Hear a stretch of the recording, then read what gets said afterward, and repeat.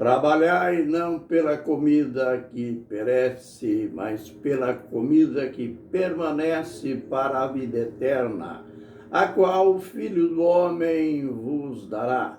Pois neste Deus, o Pai, imprimiu o seu selo. João capítulo 6, verso 27. Ministério Pão Vivo, direto ao assunto.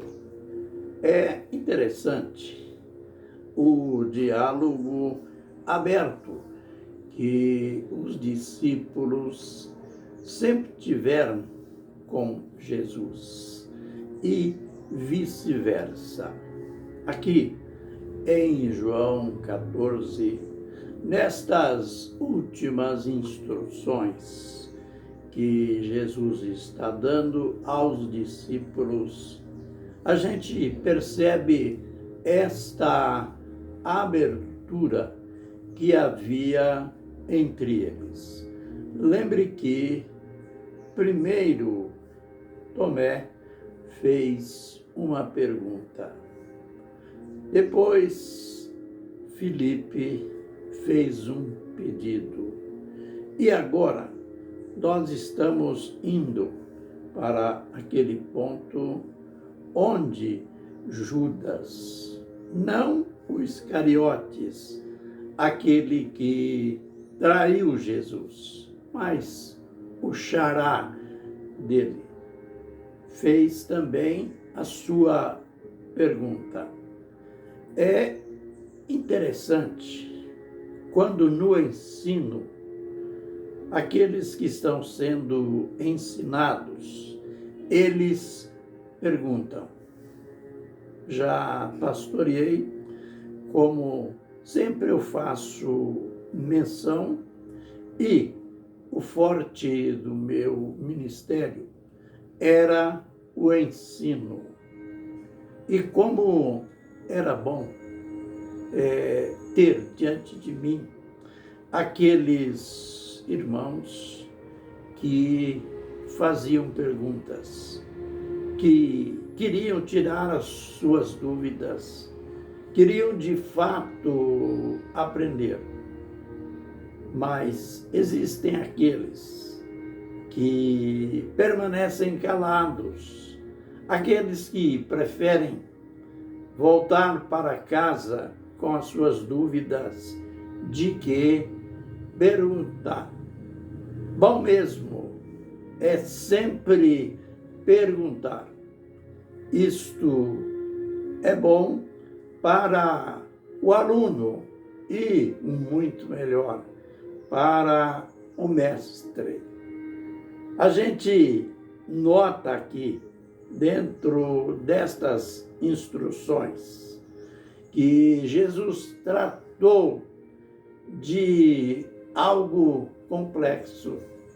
Embora Jesus teve a maior dedicação, apresentou seus ensinos com a maior precisão, destacando a sua divindade. Mas, mesmo assim, a gente percebe nos anos que se sucederam e em todo o tempo, ou era da igreja, quantas confusões, quantas más interpretações que os homens criaram em relação à divindade e humanidade do Senhor Jesus Cristo. Quando a gente estuda a história da igreja, a gente percebe que, mesmo em relação ao batismo, logo no final do primeiro século, já começaram a haver controvérsias em relação ao batismo, mas propriamente a forma de batismo. E esta forma de batismo, as controvérsias que aconteceram foram todas, ou quase todas elas, em relação à divindade do Senhor Jesus Cristo.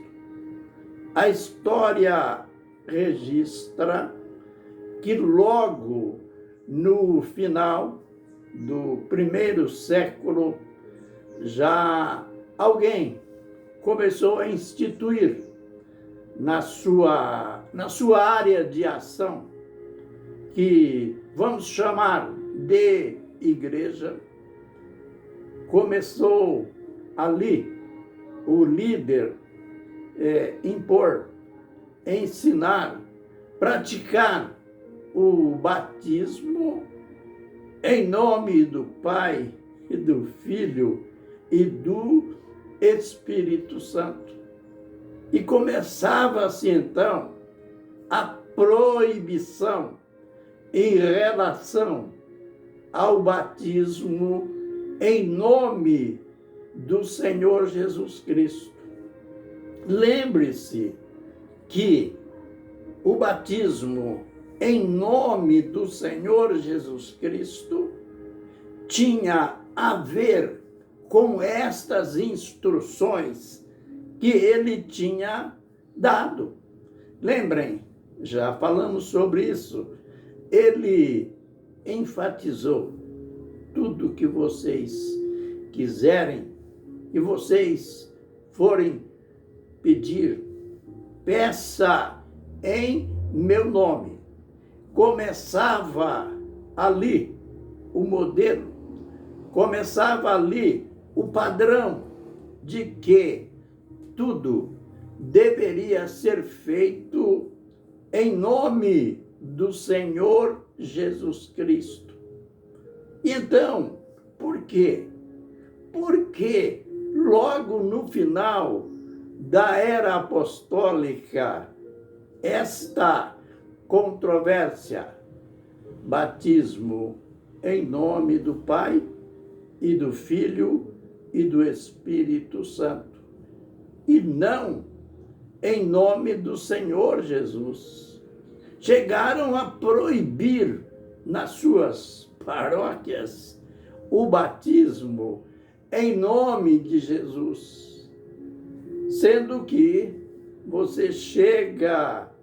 a gente chega na leitura de Atos dos Apóstolos, Lucas, que registrou todos os atos dos apóstolos, registra logo no primeiro batismo, quando Pedro tinha pregou aquela linda mensagem que ele tratou de cada aspecto de Jesus, de seu ministério, e aí aconteceu o Pentecoste.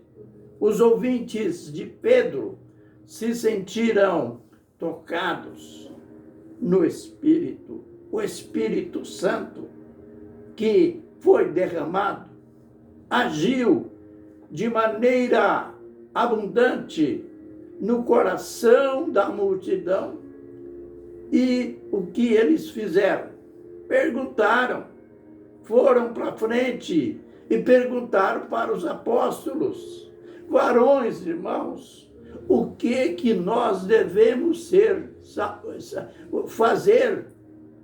A resposta clara do apóstolo Pedro: arrependei-vos. Olha o primeiro passo para a salvação. Arrependei-vos e cada um de vós seja batizado em nome do Senhor Jesus Cristo. Para quê? Qual a função do batismo aí? Para o perdão dos vossos pecados. E logo a seguir, Atos 2, 41, o resultado. Naquele dia foram batizadas quase 3.000 pessoas, aleluia, que colheita, batizadas, lógico, em nome do Senhor Jesus. Você chega lá em Atos 8,16, onde Filipe estava pregando em Samaria, o povo se convertendo e sendo batizado, Atos 8,16, eram batizados em nome do Senhor Jesus Cristo.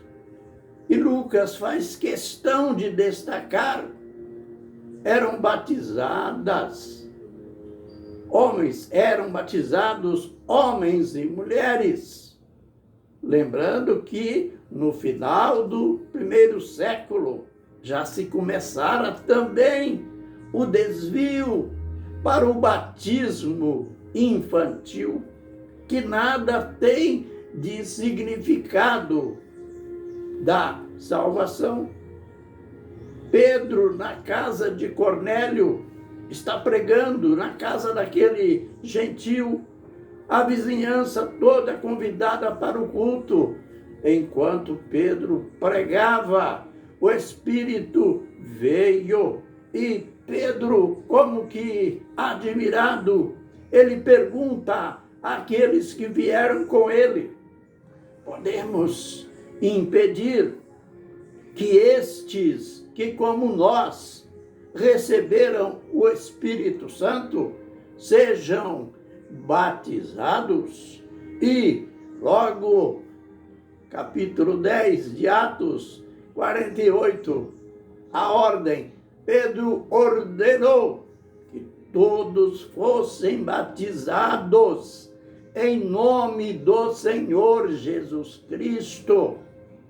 Paulo, em Éfeso, encontra aqueles 12 que eram discípulos de João Batista. Paulo questionou: recebestes o Espírito Santo quando crestes? Não, a gente nem sabe que existe Espírito Santo. Paulo perguntou: em que fostes batizados? Então, a resposta deles: no batismo de João, isto é, o batismo de arrependimento. Paulo, que sabia tudo dentro desta matéria, Paulo disse: mas João, quando pregava, ele dizia: após mim virá aquele que é mais poderoso que eu não sou digno nem de, abaixando, desatar as correias das suas sandálias. E logo em seguida, Atos 19:5, aqueles 12 foram todos batizados em nome do Senhor Jesus Cristo. Note que o batismo tinha tanta importância.